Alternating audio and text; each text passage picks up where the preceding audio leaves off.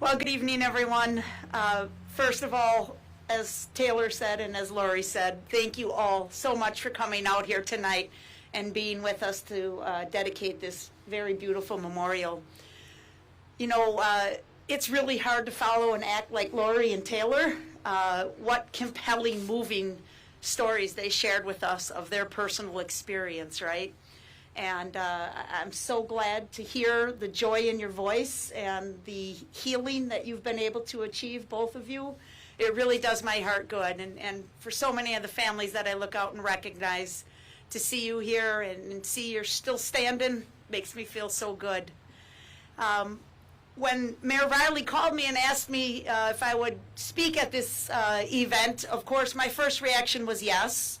And then my second reaction was, you know, I really don't know what I can say to these people because following this very horrific event, I kind of became the face associated with the bad guy, right? And I didn't want to be a buzz wrecker to this event. I wanted this to be a happy event and one of respect and honor for all of our victims and survivors. But as I thought about it more, and I actually looked at the picture of the memorial that was being created, and I thought about it, and Taylor's absolutely right. Nobody's ever asked me before to interpret art. I don't know why, but it is one of those things that everybody's going to look at it and see something different, right? And when I looked at it, I was immediately thinking of the strength of it, right? The pillars, and then the coming together in the middle, and what that meant to me. And I thought about the symbolism of 6 different pillars, and I thought, you know, that reminds me of so many of the people that were involved in this event. And as has been remarked here before by others, you know, every day, unfortunately, I'm faced with evil confronting good people, and it can be a little bit discouraging. And then I come to an event like this and my heart is lifted up and I feel so much better about myself and my community. But when I saw these 6 pillars, I started thinking of, what did the artist have in mind? What do these pillars represent? Of course, it represents the 6 persons who lost their lives, of course. But is there more to it? And I thought, well, probably I'm going to give credit to the police officers who risked their lives to confront that evil that day, some of whom ran into the street and tried to stop that car.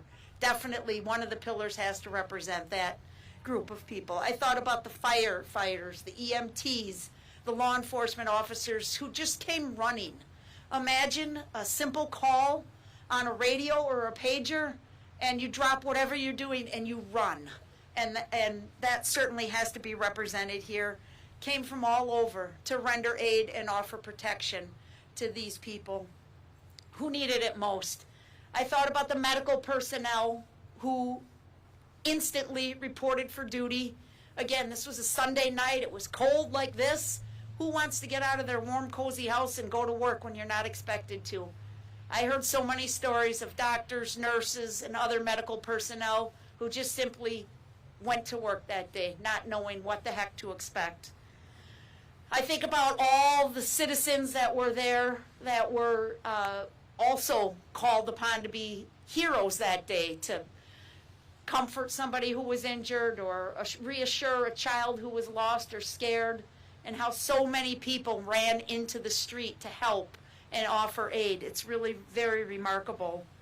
I think about the business owners in the downtown Waukesha area and how they opened their doors that night to all the parade goers and offered them shelter and comfort. And in the days, weeks, months to follow, always had that blue light out, always had that welcoming attitude, wanting people to come back down and enjoy our downtown, not to let that evil hang or linger over our downtown. And finally, I think about the community as a whole, and it really was worldwide. You're right about that, Taylor. It was worldwide who provided emotional support, financial support, and prayers for the people of Waukesha and those who were affected by this. And so those are kind of the 6 that I came up with. And I thought, you know, it's right that we honor those various entities for their role in this. And then, as I said, I thought about how it comes together in the middle. And in my mind, it reflected on the survivors and the 6 victims who lost their lives 3 years ago today.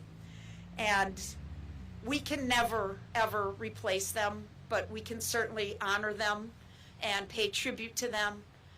And I look at this park, and Taylor, sadly, I never got to meet your mom, but if she's like my mom was, she would love this place because she'd want to be right near the downtown with all the cars and the traffic and the hustle and the bustle.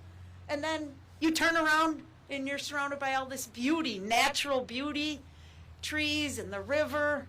I mean, what a great spot. People on the commission really deserve a hand, if you ask me, for this location and this monument. It's really a tremendous tribute to everyone involved. So like I said, I have just been continuously awed by the strength and the courage of the people that were impacted by this event. And again, there's so many different ways that people were impacted, but it impacted everybody in some way. And I am so proud to say that Waukesha is strong and that we have overcome, we have shown that good will always conquer evil.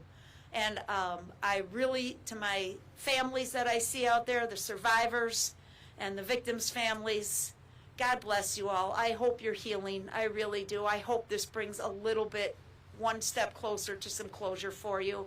And I hope that you are able to come here and receive some solace and know, please, that you are loved and appreciated and supported by your community. Thank you.